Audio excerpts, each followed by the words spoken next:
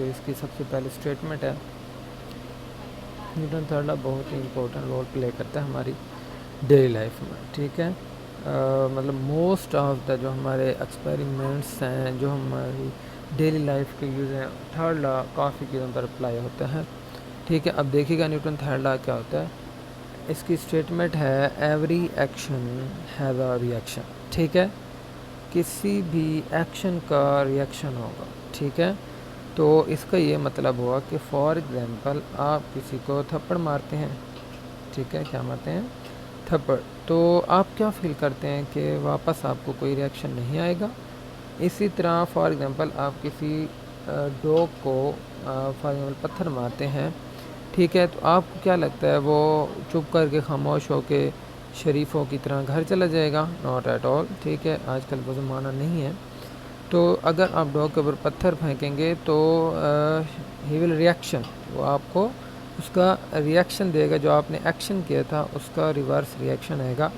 लेकिन आपने ये याद रखना है कि अगर एक्शन जो हो रहा होगा, फॉर एग्ज़ाम्पल एक बंदे ने दूसरे को थप्पड़ मारा है, तो अगर उसने 10 न्यूटन फोर्स लगाई है तो सामने वाले की भी कोशिश होगी कि 10 न्यूटन से कम फोर्स ना लगे, ठीक है, 10 न्यूटन से कम फोर्स ना लगे। तो इसका मतलब ये हुआ कि every action has a reaction which is equal in magnitude, ठीक है, कि जो एक्शन आप करेंगे उसका रिएक्शन आएगा, उसकी मैग्नीट्यूड इक्वल होगी, मतलब उसकी फोर्स जो होगी, उसकी जो मिकदार होगी, मैग्नीट्यूड होगी, 5 न्यूटन फोर्स लगी है एक्शन में, तो जो रिएक्शन लगेगा वो भी हमारे पास क्या होगा, 5 न्यूटन ही होगा, ठीक है। तो इसकी जो मैग्नीट्यूड होगी वो सेम होगी, बट अपोजिट इन डायरेक्शन, इसकी डायरेक्शन क्या होगी, हमेशा अपोजिट होगी, ठीक है। जैसे फॉर एग्ज़ाम्पल आप देखें ना, यहाँ पहली डायग्राम आपको शो है कि ये एक स्विंग है, झूला है, ठीक है।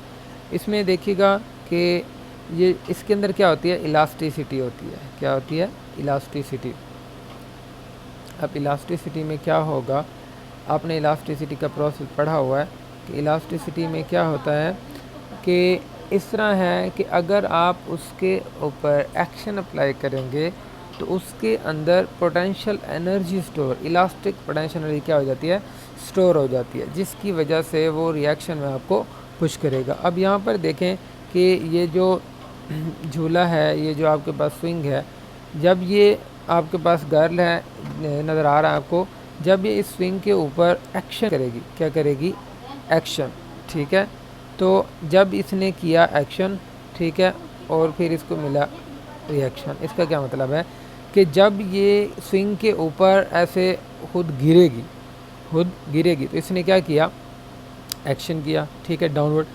इसी तरह जब एक्शन हुआ तो जो यहाँ पर इलास्टिसिटी है, जो इलास्टिक पोटेंशियल एनर्जी है, वो इसके अंदर स्टोर हो जाएगी, क्या हो जाएगी, स्टोर।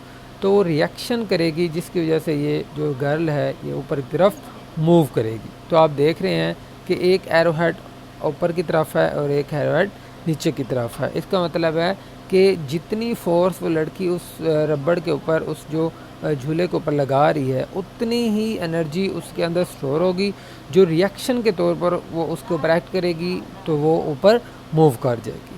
तो उनकी मैग्नीट्यूड फोर्स की सेम होगी, लेकिन डायरेक्शन आप देख रहे हैं, एक अपवर्ड जा रही है और एक डाउनवर्ड, दोनों की डायरेक्शन क्या होगी, डिफरेंट होगी, अपोजिट डायरेक्शन होगी, ठीक है, इसका ये मीनिंग है।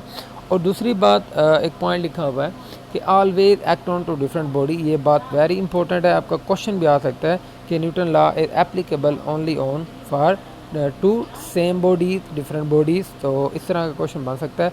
तो आपने क्या याद रखना है, डिफरेंट बॉडीज़, कभी भी एक जैसी बॉडीज़ नहीं हो सकती। जैसे फॉर आपको नज़र आ रहा है कि एक गर्ल है, ये डिफरेंट है, और वहाँ से नीचे आपके पास स्विंग है, तो वो डिफरेंट है, दोनों बॉडीज़ क्या हैं, डिफरेंट है, ठीक है। तो ये MCQ आपने याद रखना है कि ये जो थर्ड अप्लाई होगा ये किस पर अप्लाई होगा, हमेशा डिफरेंट बॉडीज़ पर, ठीक है। एग्जाम्पल देखिएगा, a man walking on the ground, ठीक है। अब देखें, अगर एक मैन वॉक कर रहा है, आप खुद वॉक कर रहे हैं, अब मैं पढ़ाते हुए फॉर एग्जांपल वॉक कर रहा हूँ, तो वॉकिंग ऑन द रोड, इसका ये मतलब है वॉकिंग ऑन द ग्राउंड का कि जब आप वॉक कर रहे हैं, मतलब आप दौड़ रहे हैं, तो आप ज़मीन के ऊपर एक्शन लगाते हैं, क्या लगाते हैं, एक्शन। तो उस एक्शन के नतीजे में आपको ज़मीन रिएक्शन करके आगे की तरफ मूव कराएगी। इसका मतलब है if Newton third law is not applicable, अगर न्यूटन थर्ड लॉ हमारे पर ना हो, अप्लाई ना करें, न्यूटन थर्ड लॉ ना होता तो इसका मतलब है हम चल भी नहीं सकते, क्योंकि न्यूटन थर्ड लॉ ही कहता है कि अगर आप एक्शन कर रहे हैं तो उसका रिएक्शन आएगा। इसका मतलब है जब आप जा रहे होते हैं तो आप ज़मीन के ऊपर एक्शन लगाते हैं तो ज़मीन आपके ऊपर रिएक्शन लगाती है, जिसकी वजह से आप फारवर्ड मूव करते हैं। ठीक है, नेक्स्ट देखिए कि रॉकेट प्रोपल्शन, ये आपको नज़र भी आ रहा है। रॉकेट प्रोपल्शन क्या है कि रॉकेट का टेक ऑफ करना। ठीक है, अब देखें रॉकेट के दो पार्ट्स आपको नज़र आ रहे हैं, एक उसका अपर पार्ट है और एक लोअर पार्ट जहाँ पर हॉट गैसेज है। ठीक है, अब देखिएगा वो ये कहता है कि हॉट गैसेज कम्स आउट। ठीक है, अब आपने वीडियोस भी देखी होंगी कि जो हॉट गैसेज होती हैं वो क्या होती हैं, डाउनवर्ड आती हैं। इसका मतलब है वो एक्शन कर रही है, क्या है वो, उसका एरोप्लेन मतलब सॉरी रॉकेट के ऊपर क्या हो रहा है, एक्शन हो रहा है, फोर्स ऑन गैसेज एक्शन, कि जो गैसेज की फोर्स है उसके ऊपर क्या लग रहा है, एक्शन लग रहा है, क्या लग रहा है, एक्शन। इसी तरह मतलब जब ये ऊपर रॉकेट ऊपर जा रहा है और गैस नीचे आ रही हैं, इसका मतलब है रॉकेट का एक्शन हो रहा है गैसेस पर, किस पर, गैसेस पर।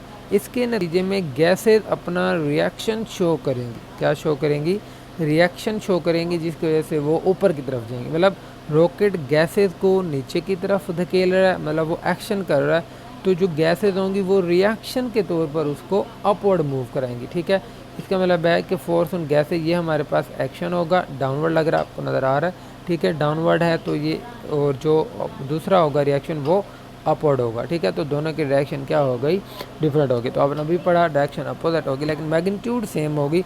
जिस मैग्नीट्यूड से नीचे गैसेज आएंगी उतनी ही मैग्नीट्यूड से रॉकेट ऊपर की तरफ जाएगा।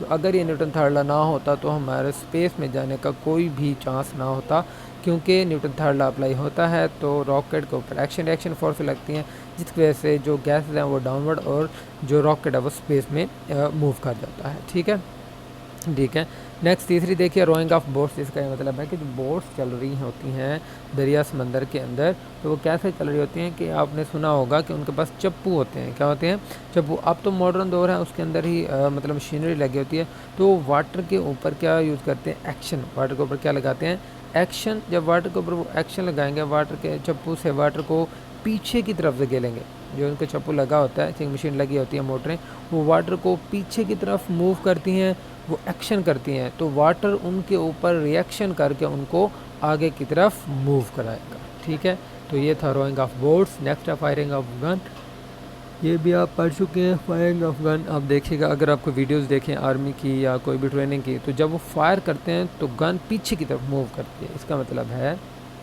कि जब उसने ट्रिगर दबाया तो पहले क्या हुआ कि गन का एक्शन हुआ बुलेट पर, जैसे ही बुलेट ने मूव किया तो बुलेट का रिएक्शन आएगा गन के ऊपर, तो बुलेट मूव करेगी फॉरवर्ड और जो गन होगी वो बैकवर्ड। तो इन दोनों की सेम फोर्स होगी, लेकिन डायरेक्शन क्या होगी, अपोजिट होगी। ठीक है, इसी तरह आपके पास यहाँ बैलून दिखाया गया है। ठीक है, बैलून से आप बैलून की तरह हवा भरें, जब उसको आप क्या करेंगे, ओपन करें, तो क्या होगा कि जो एयर होगी वो डाउनवर्ड आएगी।